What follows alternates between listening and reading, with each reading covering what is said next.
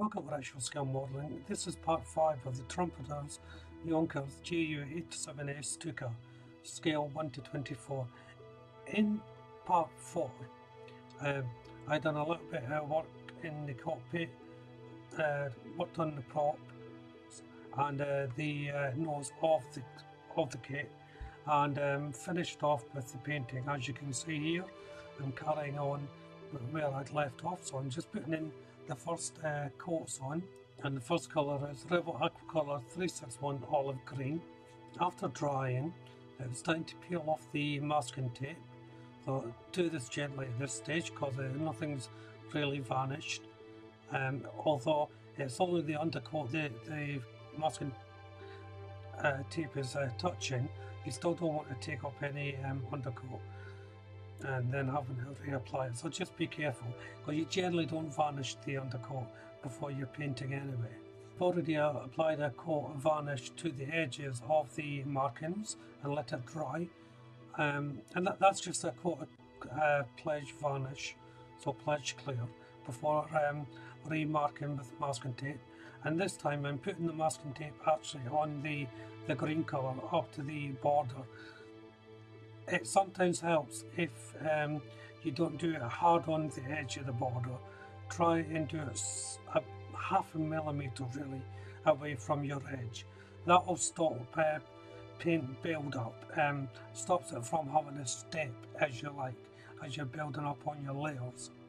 So as you can see, I'm using Rebel Aqua 361 once again, and just painting over the tape onto the plastic, and then doing it all the way around the markings, starting on the tape and painting in the border really.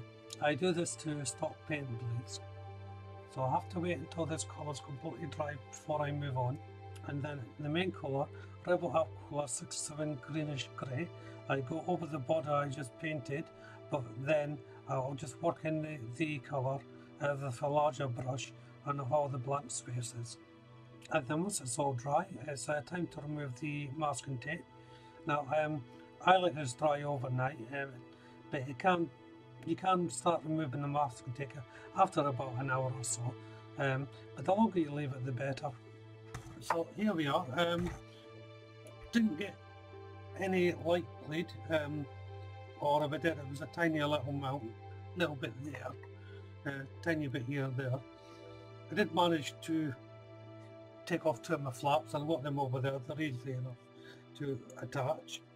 However, on this side, I must have forgot to varnish it or something, because I did get some paint left. So anyway, I'm glad this happened, because this shows you why it's important to varnish your paint before you mask it off, because that will happen. It's not a great issue. I'll just remask it and paint it. It will only take about half hour or so, so it's not a problem. So that's the main camo done. As I said, I'll repaint that, and then I'll go and have a look at it and see if anything needs to be touched up or whatever before I move on to the next part. Before I fit the rudder, there's a little part at the end that fits onto the actual main unit. Has to be painted, and it's getting painted in Rebel Aqua Colour 361 Olive Green, so it's the darker green colour of the main colours, and the colour goes with how you paint it. So if you've chosen to paint this part of the model in the lighter green colour, then of course it would be the lighter green colour you would paint on this. So it's worth checking to make sure you've got the right colour before you start painting over the yellow. So I'm now going to fit the wheels, and it is a fairly simple process this. Put the cement on, and they should just fit in the recess that's been marked off for you on the wings. You want to make sure the wheels are the proper way around, so the little indentation there should face towards the middle of the fuselage, where the other indentation is. This is for the support struts that will go from the fuselage onto the wheel carriage. This is to make the supporting struts for the wheels. As simple construction. It's just these two end parts that get made up. Each end is a different size, so you shouldn't get mixed up which end goes where if you've already taken them off the sprue. I'll put on the back ones first, however. These don't need anything done to them.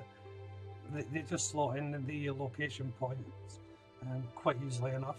I would suggest putting the two on the fuselage first before connecting it to the wing.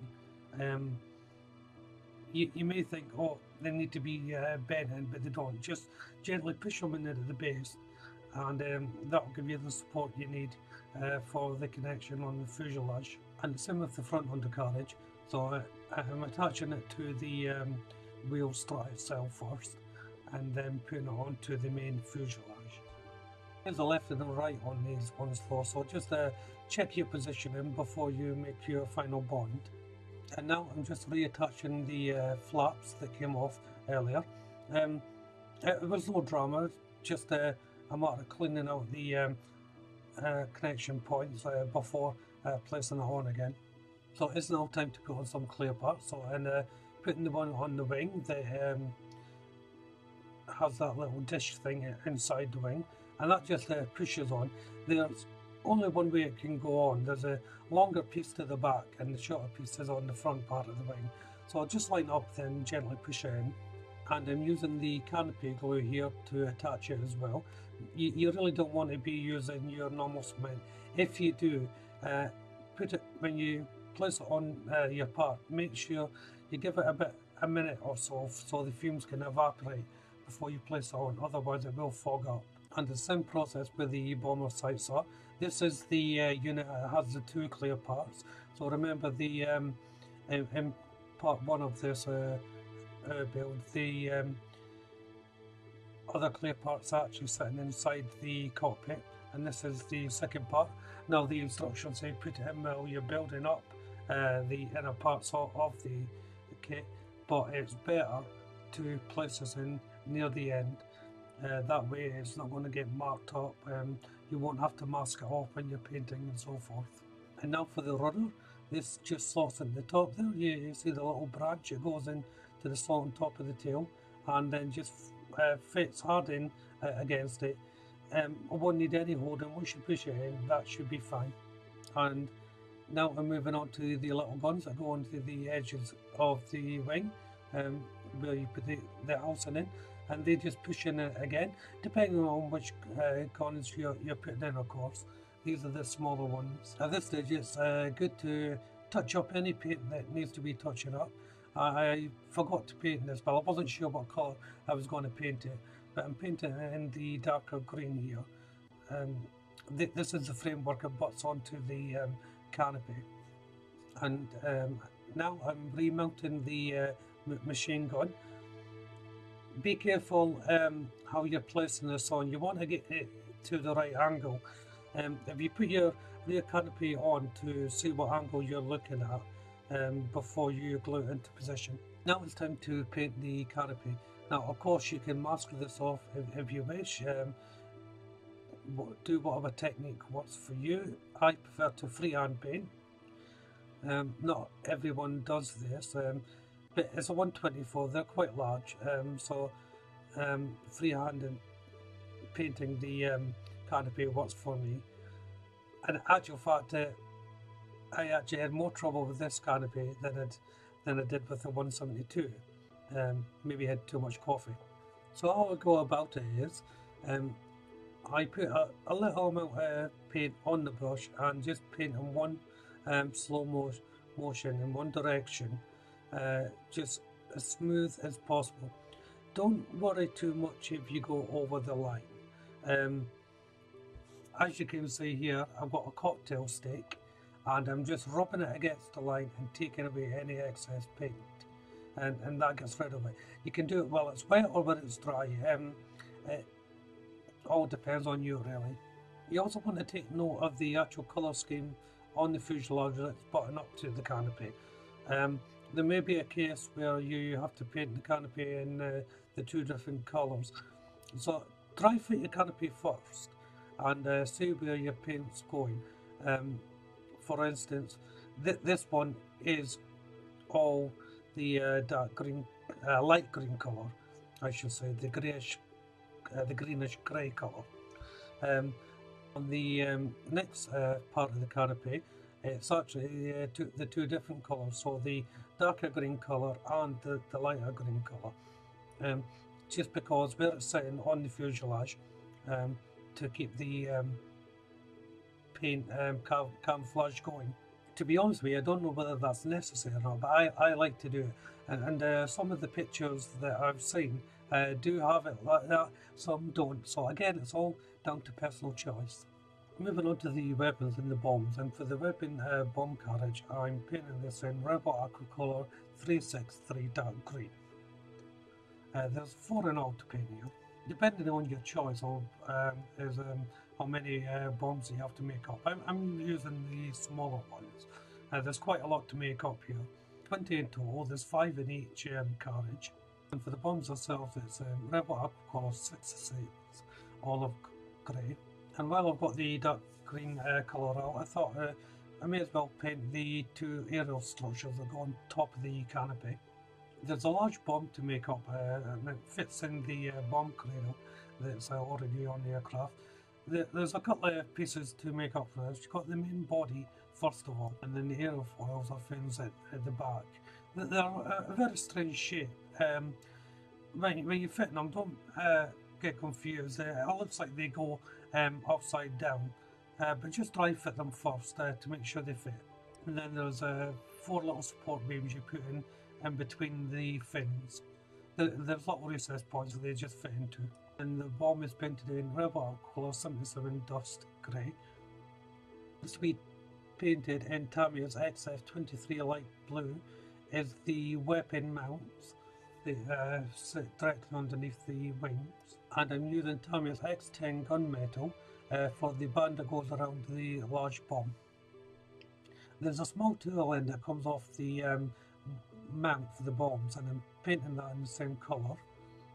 In these bomb holders here, it's very tight fitting, so you're going to have to open these up. So I'm putting my knife in and twiddling it around to make the hole larger.